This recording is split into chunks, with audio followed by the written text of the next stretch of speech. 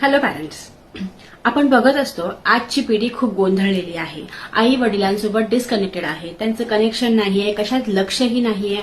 का होतंय असं? आजच्या टीनेजर्स सगळ्या वाईट वळणांवर का जात आहेत? कधी विचार केलाय का? कारण टीनेजर्स म्हणजे काय? गरम रक्त. त्यांचं रक्त एवढं गरम आहे आणि त्या गरम रक्ताला काहीतरी एक्साइटमेंट हवी असते, काहीतरी वेगळं करण्याची भूक त्यांच्यामध्ये असते. त्यात आहे सोशल मीडिया. स्वतःला प्रूव्ह करायचं असतं. मग ते प्रूव्ह करण्यासाठी ते वाईट मार्गावर जातात. हे मुलांमध्ये आणि मुलींमध्ये दोघांमध्ये कॉमन झालंय. पहिल्यासारखं नाही की आता मुलं काहीतरी करत होते आणि मुली शांत बसवत्या. नाही, कारण त्यांच्यामध्ये असते आयडेंटिटी क्रायसिस. मी कोण आहे हे त्यांना कळतच नाही.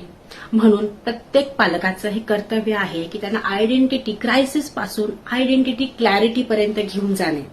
आणि जर तुम्हाला ही क्लॅरिटी हवी असेल तर डेफिनेटली मी तुम्हाला हेल्प करू शकते. थँक्यू.